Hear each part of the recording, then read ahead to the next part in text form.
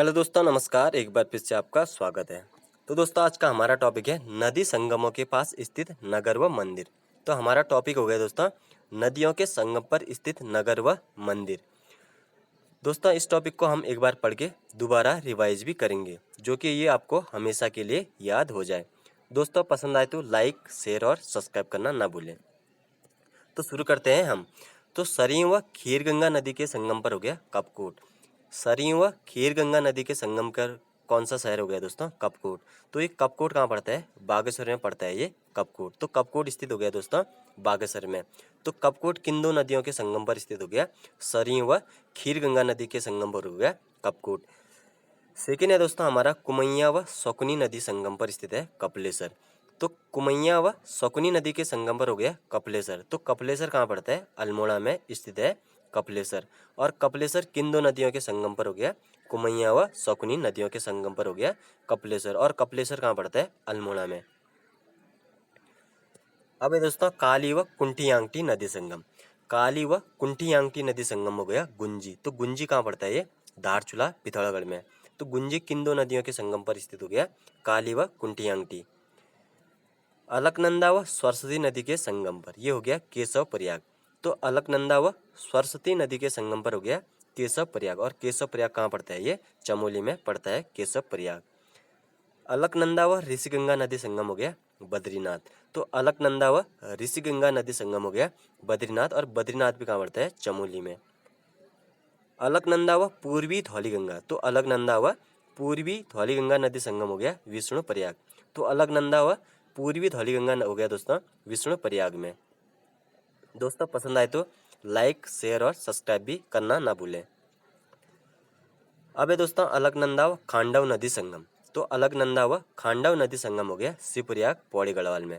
तो शिवप्रयाग किन दो नदियों के संगम पर हो गया? अलकनंदा व खांडव नदियों के संगम पर।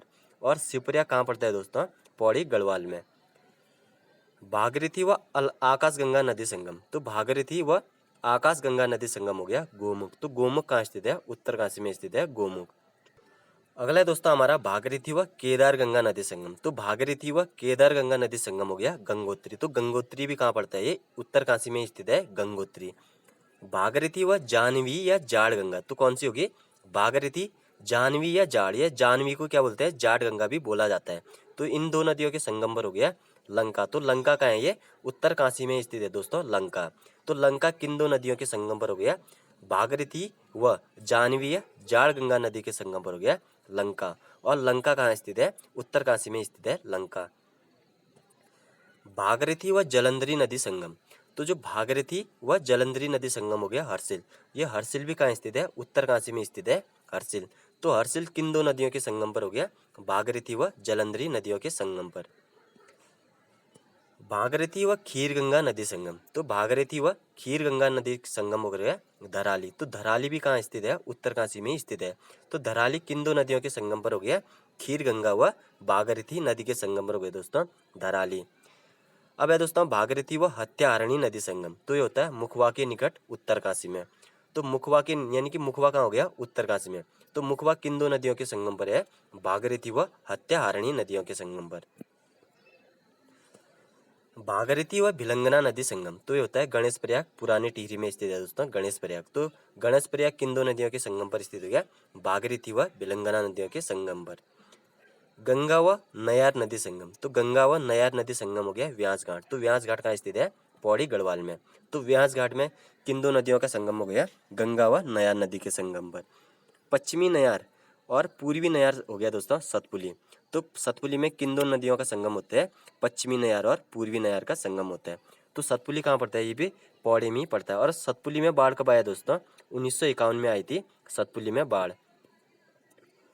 अगला है गंगा व चंद्रभागा नदी संगम। तो गंगा व चंद्रभागा नदी संगम है ऋषिकेश। तो गंगा व चंद्रभागा में किन दो नदी ऋषिकेश में किन दो नदियों का संगम होता है? गंगा व चंद्रभागा नदियों का संगम होता है ऋषिकेश में। मंदाकिनी व धुलगाड़। तो धुलगाड़ नदी का संगम होता है अगस्त मुनि में। तो मंदाकिनी व धुलगाड़ नदी का संगम हो गया दोस्तों अगस्त मुनि में। मंदाकिनी व लस्सर नदी। तो मंदाकिनी व लस्सर नदी का संगम होता है सूर्य प्रयाग। और सूर्य प्रयाग कहाँ पड़ता है? रुद्र प्रयाग में पड़ता है सूर्य प्रयाग।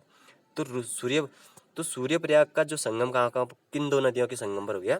मंदाकिनी व लस्सर नदियों के संगम पर हो गया सूर्यप्रयाग। अब है दोस्तों गोमती व गरुड़ गंगा नदी संगम, तो ये होता है बैजनाथ बागेश्वर में। तो बैजनाथ में किन दो नदियों का संगम हो गया? गरुड़ व गोमती नदी का संगम हो गया बैजनाथ में। अब है काली व कटिपानी नदी संगम, तो काली व कटिपानी नदी संगम हो गया तालेसर, तो ये तालेसर पड़ता है पिथौरागढ़ में। कहाँ पड़ता है? पिथौरागढ़ में। लदिया व राठिया नदी संगम हो गया रीठा मीठा साहिब, तो लदिया व राठिया कहाँ हो गया दोस्तों? रीठा मीठा साहिब। तो रीठा मीठा साहिब कहाँ पड़ता है? चंपावत में। और दोस्तों रीठा मीठा साहिब की स्थापना कब हुई थी?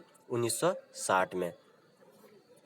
यमुना व रिखवाड़ नदी का संगम हो गया लाखा मंडल, तो लाखा मंडल है देहरादून में। तो लाखा मंडल किन दो नदियों के संगम पर हो गया? यमुना व रिखवाड़ नदियों के संगम पर।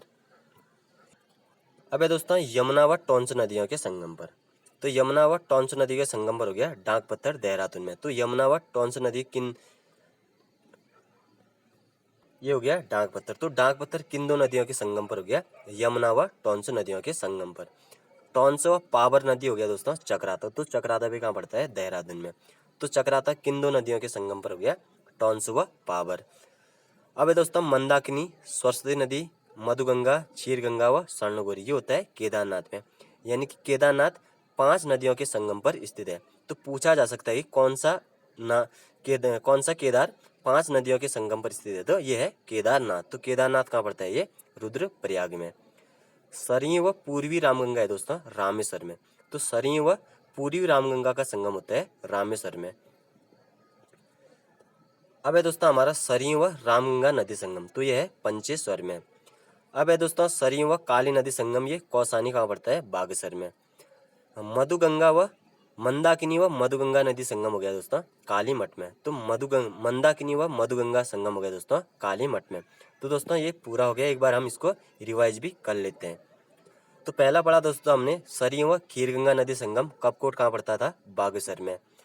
कुमैया व शकुनी नदी संगम था कपिलेश्वर, ये था स्थित था अल्मोड़ा में। काली व कुंठियांगटी नदी थी गुंजी में, और ये कहाँ पड़ता स्थित है? तो ये धारचूला पिथौरागढ़ में। अलकनंदा व सरस्वती नदी हो गया दोस्तों केशव प्रयाग। अलकनंदा व ऋषिगंगा हो गया बद्रीनाथ में।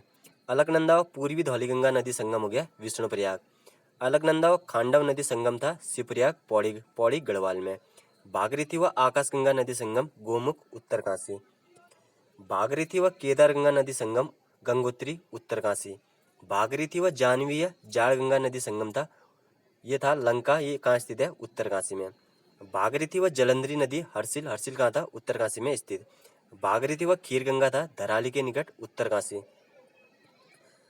भागीरथी व हत्यारण्य था दोस्तों मुखवा गांव के निकट उत्तरकाशी में स्थित है। भागीरथी व भिलंगना नदी संगम था गणेश प्रयाग पुरानी टिहरी। गंगा व नयार व्यास घाट कहाँ था? पौड़ी गढ़वाल में। पश्चिमी नयार और पूर्वी नयार सतपुली कहाँ था? पौड़ी गढ़वाल में। और सतपुली में बाढ़ कब आई थी? 1951 में। गंगा व चंद्रभागा नदी था ऋषिकेश में संगम। मंदाकिनी व धुलगाड़ नदी संगम अगस्त मुनि। मंदाकिनी व लस्सर नदी संगम सूर्यप्रयाग कहाँ था? रुद्रप्रयाग में। गोमती व गरुड़ गंगा संगम बैजनाथ बागेश्वर में। काली व कटिपानी संगम था तालेश्वर पिथौरागढ़ में स्थित है। लदिया व राठिया नदी संगम रीठा मीठा साहिब चंपावत, और इसकी स्थापना कब हुई थी? 1960 में। यमुना व रिखवाड़ नदी संगम है दोस्तों लाखा मंडल देहरादून में। यमुना व टोंस नदी संगम, ये था डाक पत्थर देहरादून में। टोंस व पावर नदी था चक्राता देहरादून में। तो 5 नदियों का संगम कहाँ हो रहा था? केदारनाथ रुद्रप्रयाग में। मंदाकिनी, सरस्वती नदी, मधुगंगा, क्षीरगंगा व स्वर्णगौरी नदी का संगम था केदारनाथ। सरयू व पूर्वी रामगंगा था रामेश्वर में। सरयू व रामगंगा का संगम था पंचेश्वर में। सरयू व काली नदी का संगम था दोस्तों कौसानी बागेश्वर में। तो मधुगंगा और मंदाकिनी व मधुगंगा संगम था कालीमठ में। तो कालीमठ किन दो नदियों के संगम हो गया? मधुगंगा व मंदाकिनी। तो दोस्तों पसंद आए तो लाइक शेयर और सब्सक्राइब करना ना भूलें। दोस्तों अगले वीडियो में मिलते हैं, तब तक के लिए जय हिंद जय भारत।